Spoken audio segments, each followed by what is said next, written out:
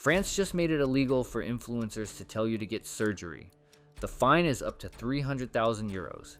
The prison sentence is up to 2 years. And mainstream media spent the last 2 weeks celebrating it like the government just saved a generation of young men from themselves.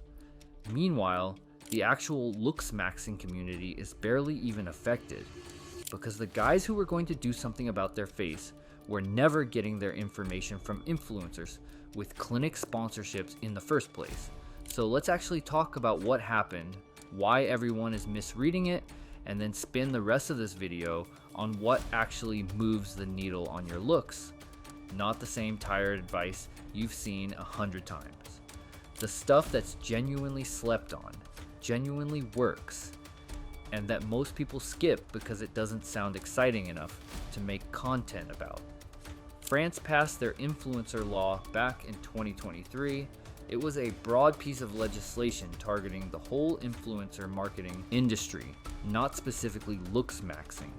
The cosmetic surgery piece was one section of a much bigger crackdown that also covered crypto promotions, gambling, and undisclosed ads.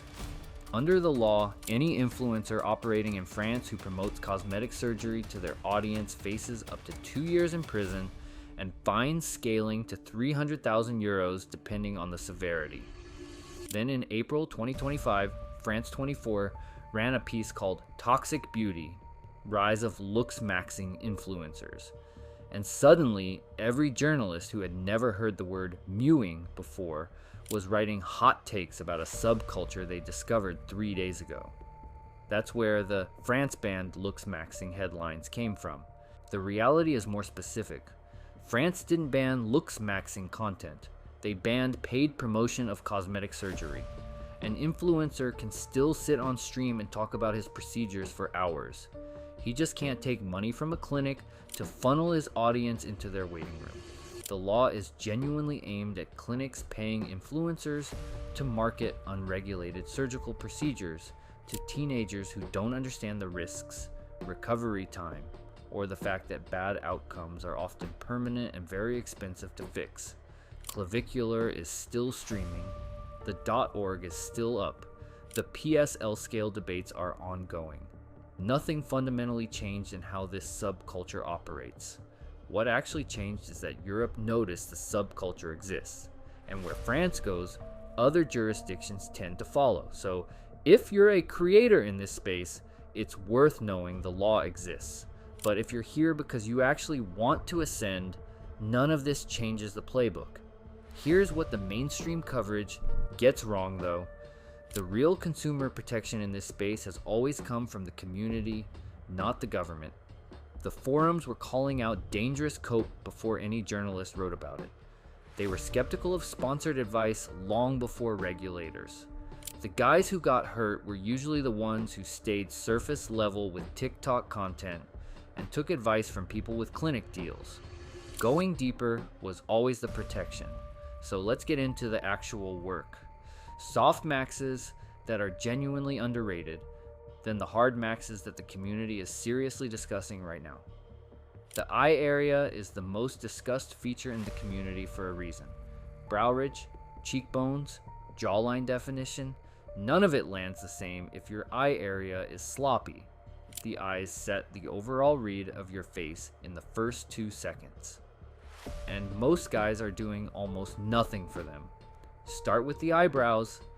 This is the highest ROI, lowest risk intervention in this entire category. Most guys' brows are either untouched and chaotic or over trimmed into something too thin.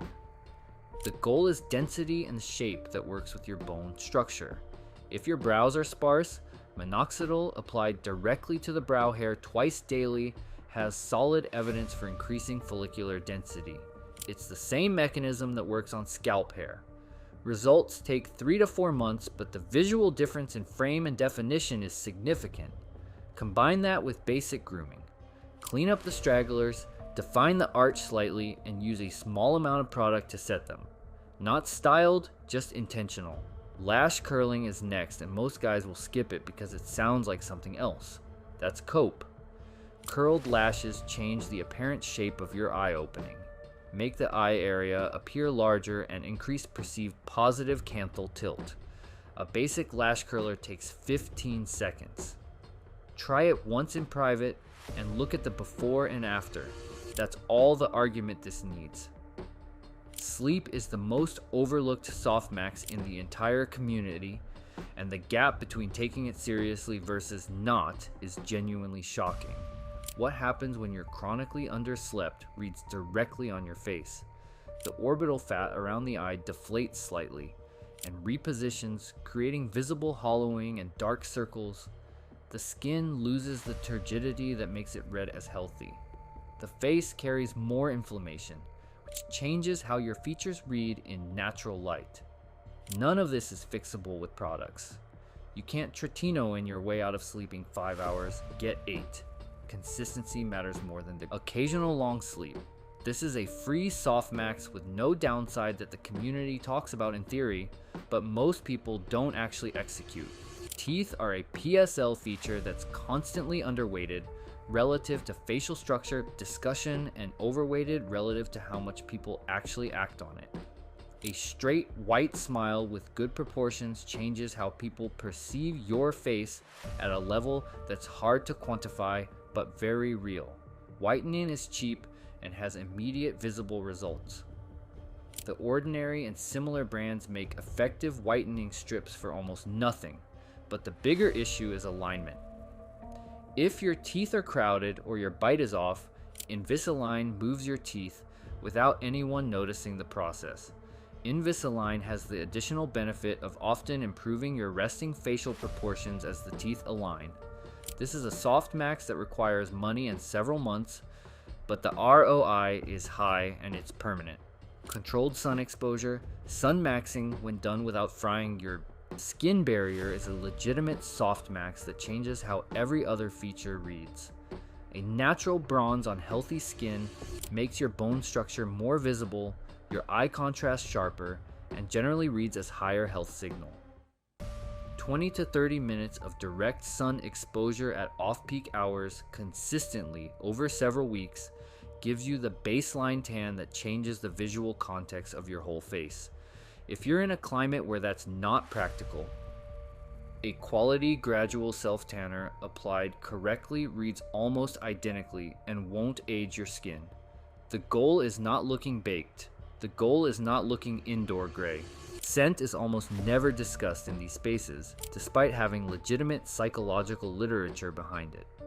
Human attraction assessment is not purely visual. Studies show perceived attractiveness changes based on smell, and the effect is larger than most guys expect. The right fragrance for your body chemistry at the right concentration is not a cope. It's an underutilized variable. Finding your fragrance requires actually testing things on skin, not smelling the cap, but once you find something that works on you, it costs the same as a month of supplements and has daily compounding effect. Now for hard maxes that the community is actually talking about, not the generic answers. Buccal fat removal is the most debated hard max in circulation right now, and the debate is legitimate. The procedure removes the fat pads in the lower cheek, which creates hollow cheek definition and makes the cheekbones and jawline read sharper. The results when the candidate is right are genuinely striking, but the candidate question is where most discussions fall apart. The honest version is this: if you have naturally full cheeks that don't change when you're very lean, you're a candidate. If you have a thin or average face and you're doing this because you want model hollows, you're in high-risk territory for looking gaunt in your late 30s. Faces naturally lose volume with age, and the buccal fat pad is part of that volume. Remove it in your 20s when your face is full and you may like the result.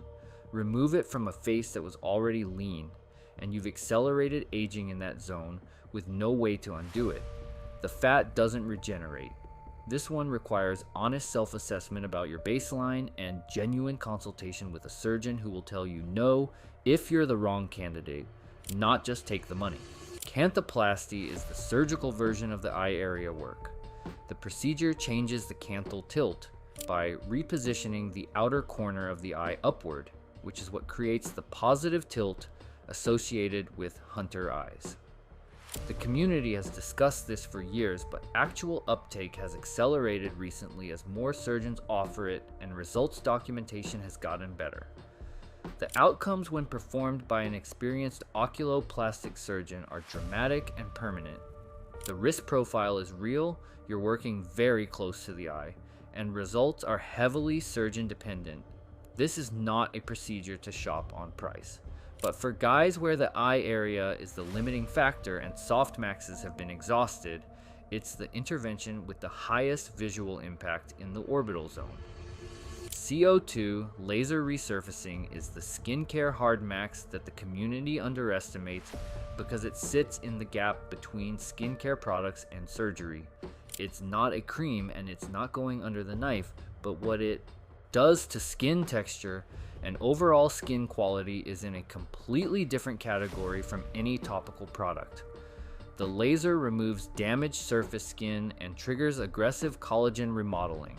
The downtime is a week to 10 days of looking significantly worse, but after healing, the skin quality difference is permanent. Pores, texture, surface scars, photoaging, all of it is addressed at a level no product can replicate. If your baseline skin quality is holding back everything else you've done, this is the intervention to research. Sliding genioplasty is the permanent answer for chin projection, where filler is the test run. The procedure physically moves the chin bone forward and can change the vertical height as well. Unlike filler, which dissipates and requires repeat investment, genioplasty creates a structural change that ages with you naturally. The recovery is real, several weeks of swelling and dietary restriction, but the category of result is different from anything you get from injectables. If you've trialed chin filler, liked the result, and wanted it to be permanent and more precise, this is the path. Surgeons who specialize in orthognathic work are who you want for this, not general cosmetic surgeons. The French government's law is addressing something real. Clinics were paying influencers to funnel teenagers into surgical consultations without any of the conversation about candidacy, long-term risks, or the possibility that the answer might just be no. That's a legitimate problem. But the information ecosystem, the community debates, the honest assessments of what works and what's cope, none of that changes. The guys doing the work will keep ascending. The guys chasing filtered TikTok results will keep learning the hard way. France didn't change that dynamic. They banned clinic sponsorships. Go sort out your eye area first,